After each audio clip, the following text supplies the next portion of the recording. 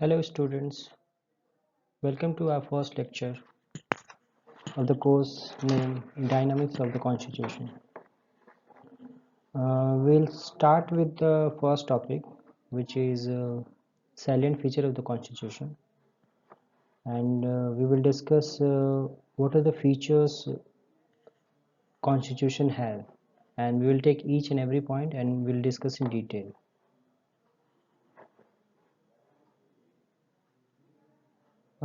This topic will also cover the elements which Constitution has incorporated in itself. Uh, since Constitution was adopted in 1950, 26 November 1950, and it came into force on 26 January 1950. But before that, we had a set up Constituent Assembly to make our Constitution, and the Constituent Assembly had covered constitution of other countries also, and they tried to incorporate the best features available in all those constitution, and by incorporating all the features of the other country, they try to give us best possible constitution. So we will discuss all these things in this lecture. Let me move to our first slide, which will discuss the salient feature of the constitution.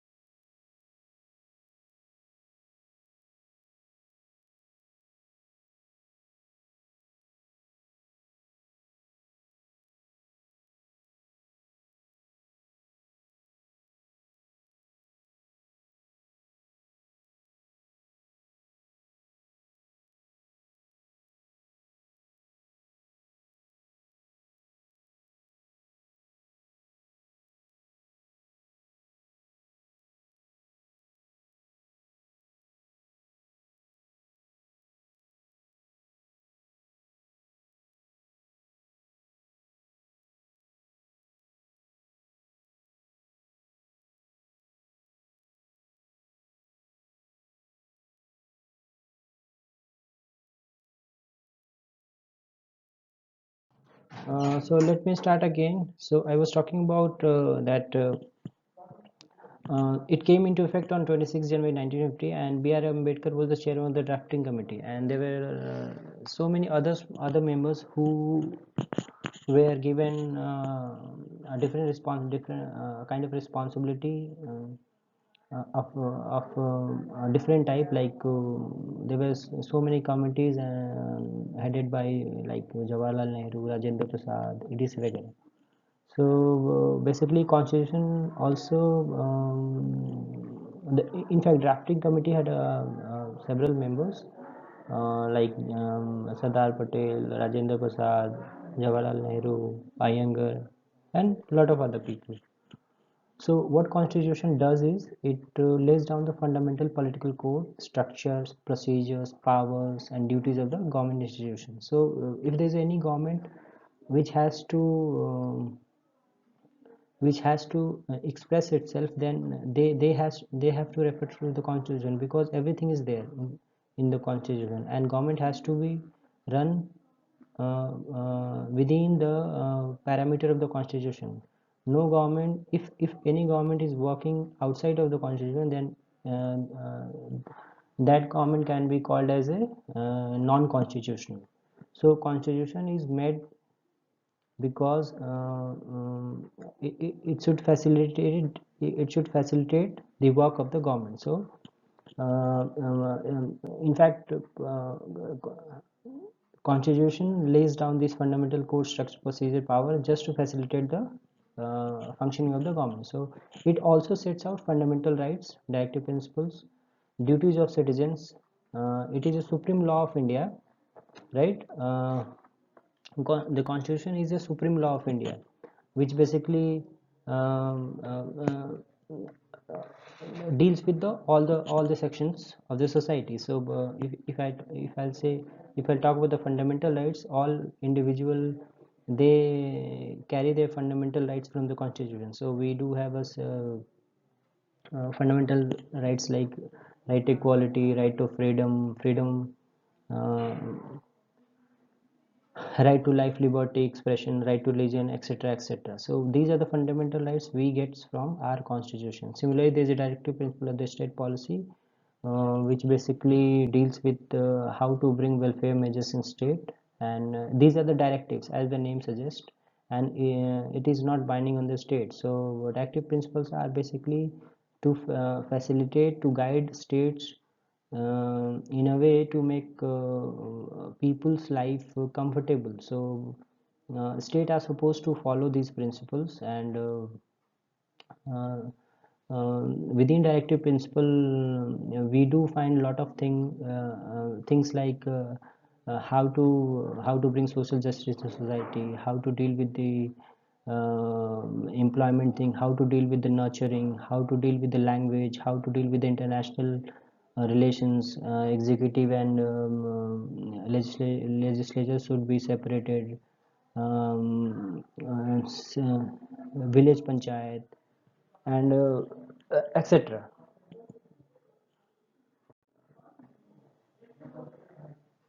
Let me move to my next slide, which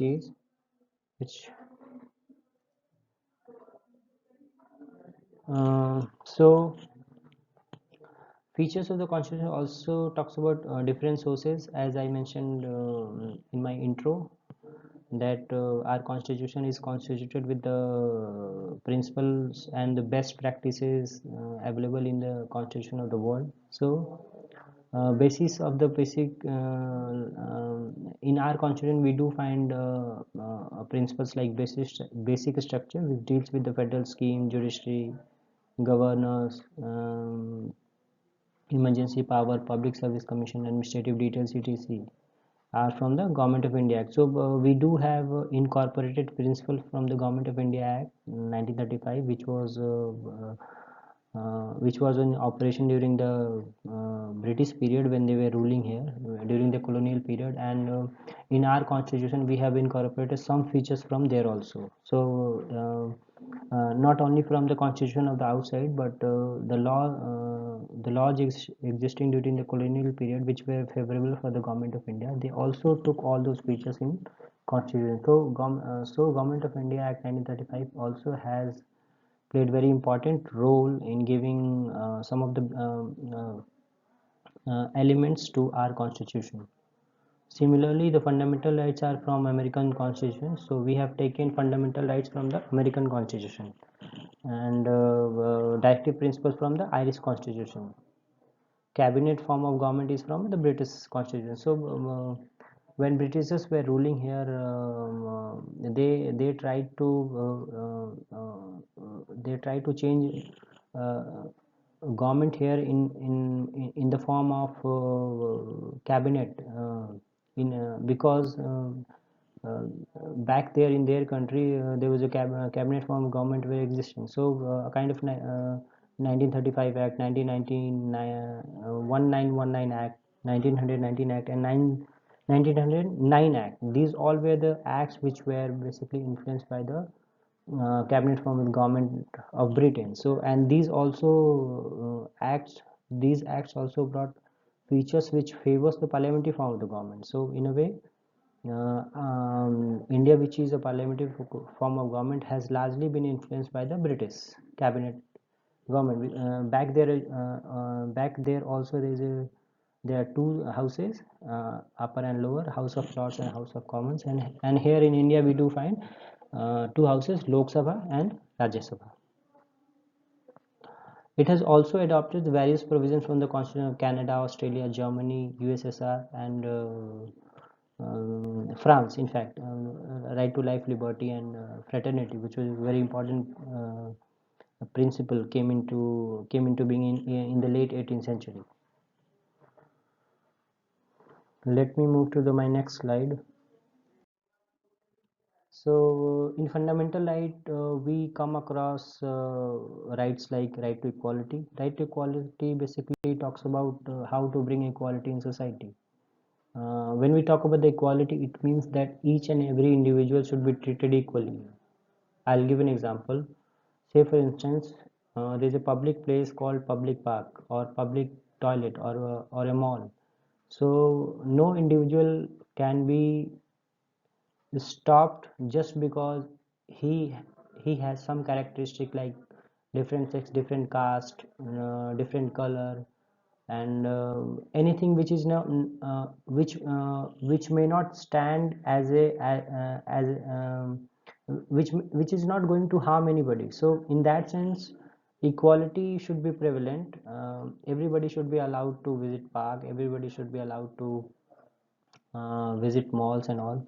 So in a way, right to equality talks about each and every individual should be treated equally before the law. So law should be equal, and there should not be any discrimination just on the basis of caste, class, gender, and color. So right to equality basically tries to bring equality among individual, and it tries to it also tries to diminish all those things which hampers in bringing equality in society. So in a way, right to equality sets a tone for a good society where each and every individual will be treated equally. The second fundamental right in the constitution mentioned is right to freedom. Right to freedom talks about right to speech, right to speech and expression, right to move, right to establish and settle anywhere in India. So these are the rights which talks about the right to freedom. Say for instance, I should not be stopped from visiting from one particular place to another place. Say for instance, right now I'm in Galgote University, which is situated in Gautam Buddha Nagar. So if I want to visit Agra tomorrow, unless and until there's a law which may restrict somebody to move from one place to another place, I should not be stopped to move from here to Agra. So say for instance, if there's no 144 or there's not any movement restriction on the movement from one particular place to another place, I should not be stopped. So right to freedom talks about freedom in a way that it basically talks about the six freedoms. So right to freedom of speech and expression, right to travel, right to move anywhere in India. So these are the rights which talks about the right to freedom. Uh, the right to constitutional remedies, it deals with if there's any fundamental rights is violated by anybody or any organization, we can directly move to the court.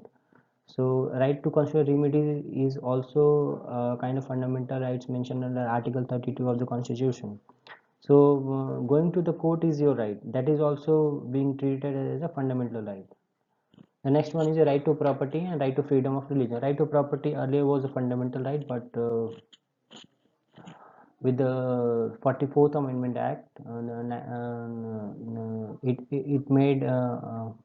it was made a constitutional right rather than a fundamental right under Article 300A.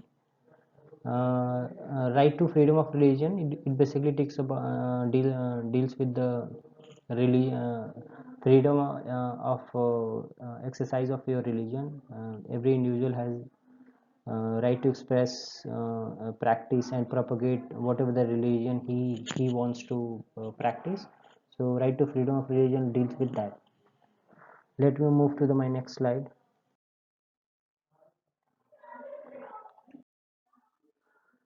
uh, yeah.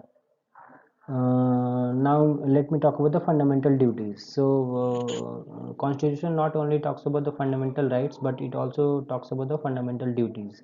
In fundamental duties, there's a enumeration of the duties which individual are supposed to do. um, this basically was it was not incorporated originally in our constitution, but through 42nd Amendment Act of 1976, it was added under Article 51 Clause A to the Constitution, requiring all citizens to fulfill 10 duties, and later on another duties was added, and the number went to the 11. So it basically talks about mm, uh, 11 duties in a way. Let me mention all those duties one by one.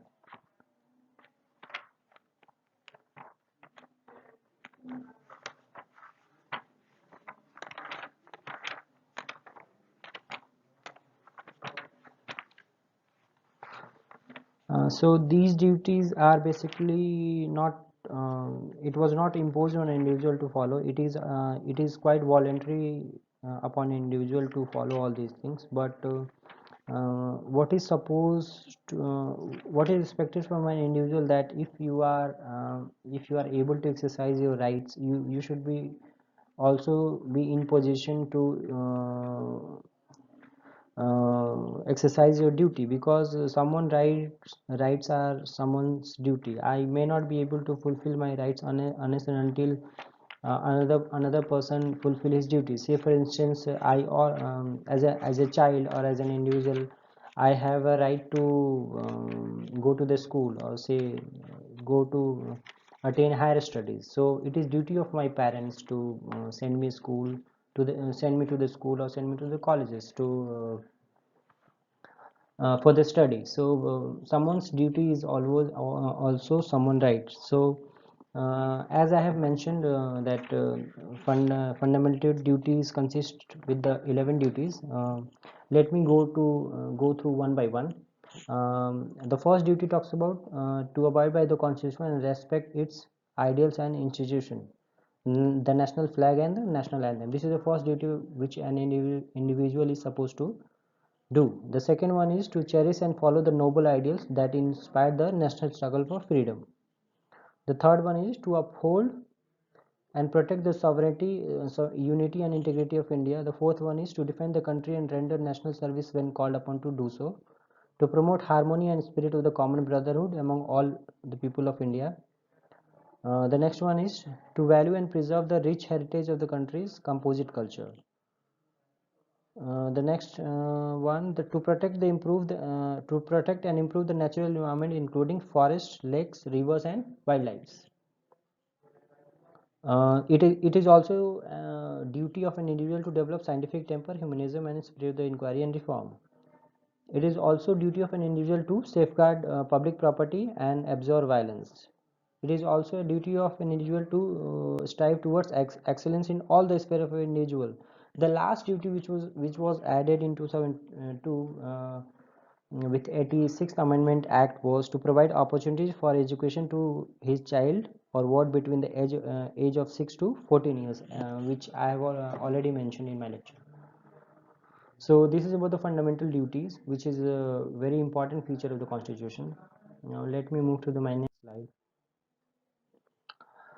Feature of the constitution also include parliamentary sovereignty and judicial supremacy. So India is a parliamentary form of government where parliament supposed to make laws.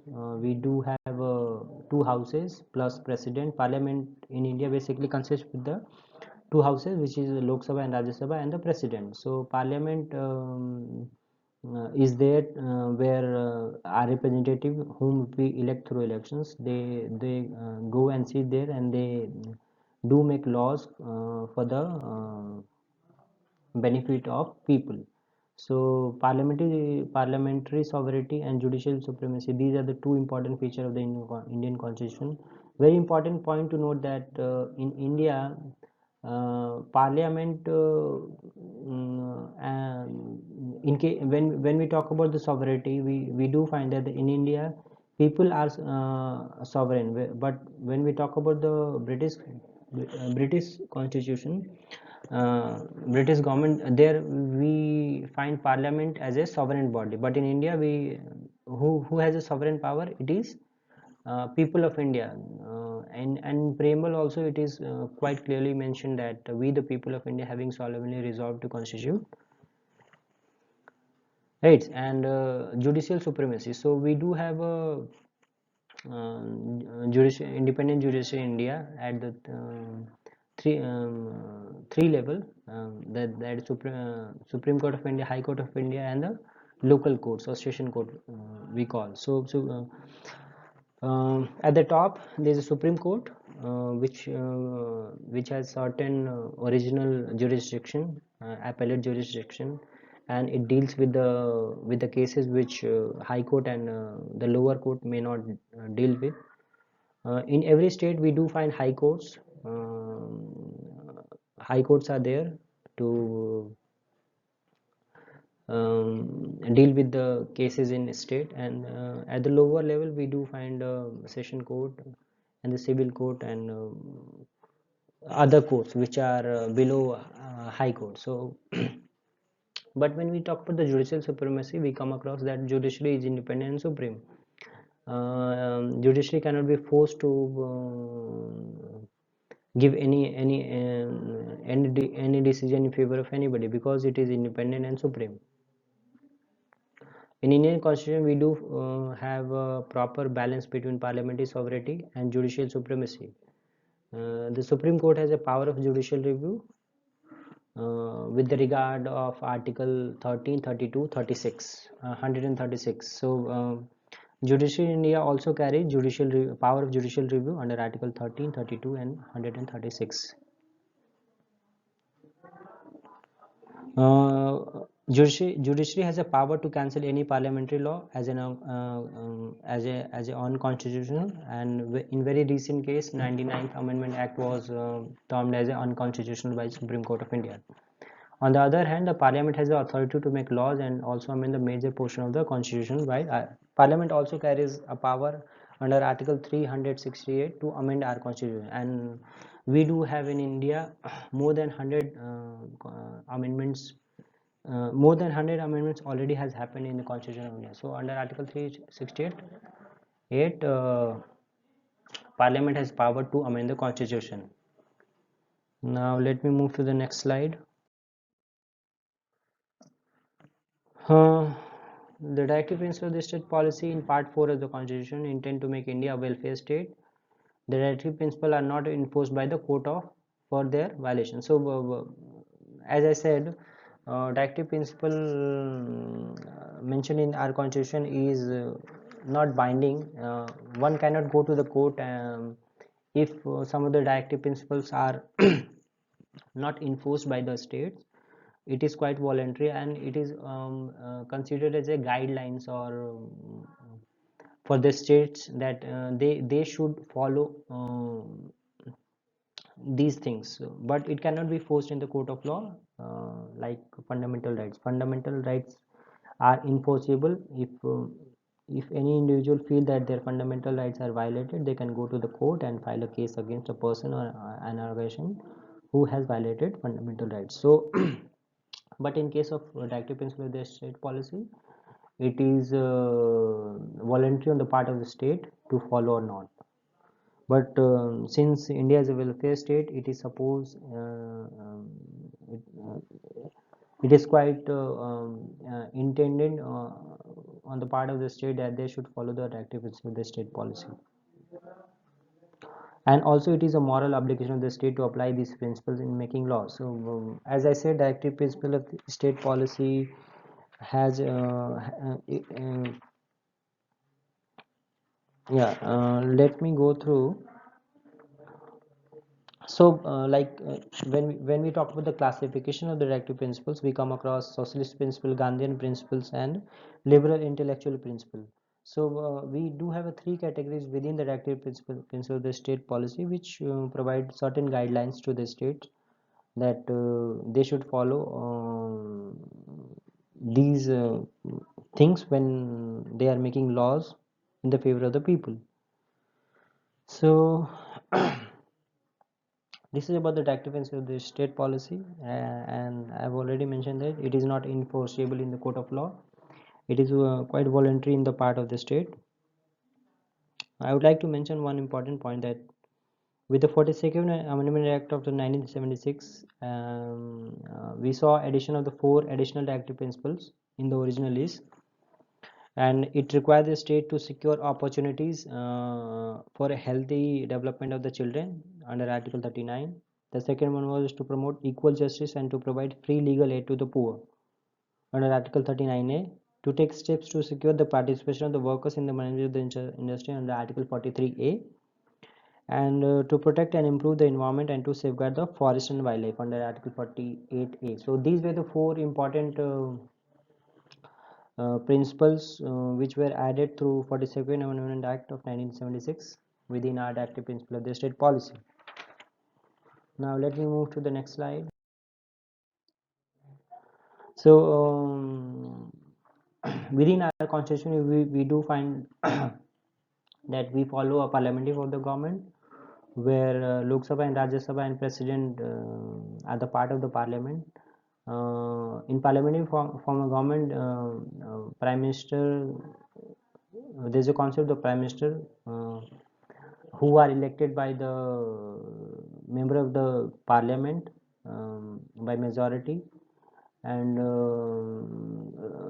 among if we talk about the Lok Sabha, we do have a 552 seats in our Lok Sabha, and each party, if any party wants to form government, they are supposed to secure 100 200 minimum around 270 plus seats.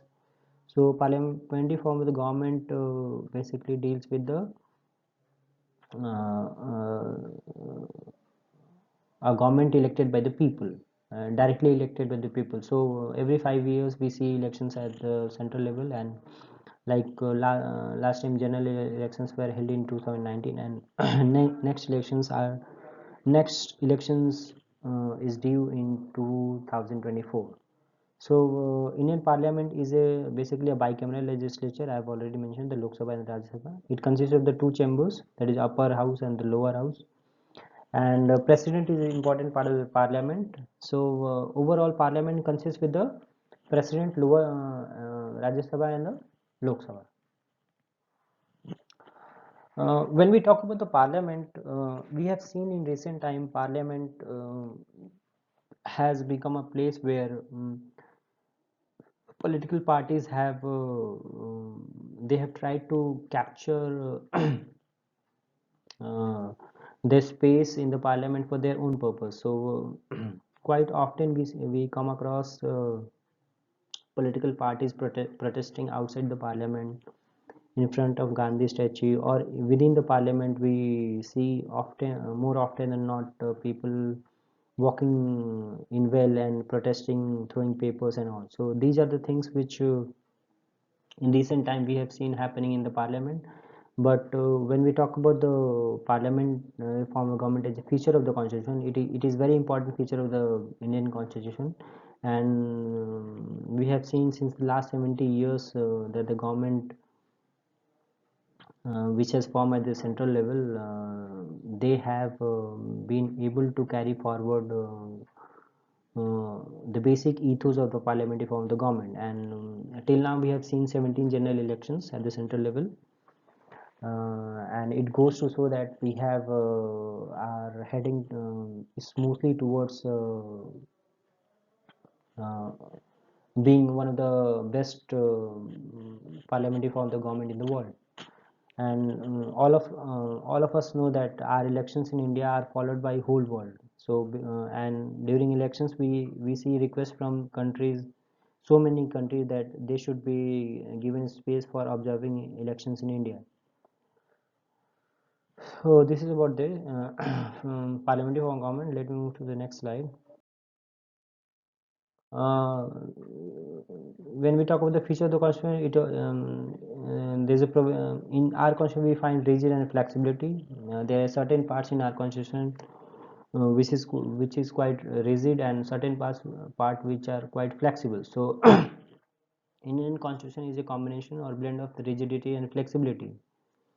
As per Article 368, some provisions can be amended by special majority of the parliament, that is two-third majority of the members of the each house present and voting, and a majority which is more than 50% of the total, and some provisions may be passed by the simple majority. So like there are a lot of provision in the constitution which can be passed through simple majority, which may be ordinary law, ordinary bill, and there are certain provision which has to be passed by the two-third majority. Let me move to my next slide. There is a division of power between central states, and but we we often come across that the central government intervene in the function of the state government, and in constitution also there are so many laws which favors which actually empower central government rather than the state government. The next one is the fundamental rights and fundamental duties. We already talked about this. Fundamental rights is very important aspect of our constitution, without which the constitution would have the constitution would have no values, because if an individual is not treated at par with another individual and they do not get certain rights and protections from the from the functioning of the state, it will become autocratic state. So fundamental rights basically is a sign of a healthy democracy, is a sign of parliamentary form of the government, and it is also a sign of a liberal democracy. So parliamentary fundamental rights is very important part of our constitution. Similarly, fundamental duties is also very important part. Right cannot be exercised with duties. Now, one should not carry only rights but also duties. The activity of state policy, it is also very important part of the constitution. We already talked about this. Secularism and independent judiciary. Secularism is a basic feature of our constitution. Since India is a diverse country, and diversity is at the core of Indian culture, secularism becomes very important. State should not support any one particular religion, but it should support all the religion existing within their territory. So secularism is very important feature of our constitution, where state are not state not are not state is not supposed to uh, support any one particular religion, but it should remain neutral and provide all the facility, all the necessary space for all the religion to practice and profess their religion. Independent judiciary, we already talked about this. India has independent judiciary in the form of Supreme Court, High Court, and the lower courts and all. So this is it. Next is reference. You can go through it. Thank you all.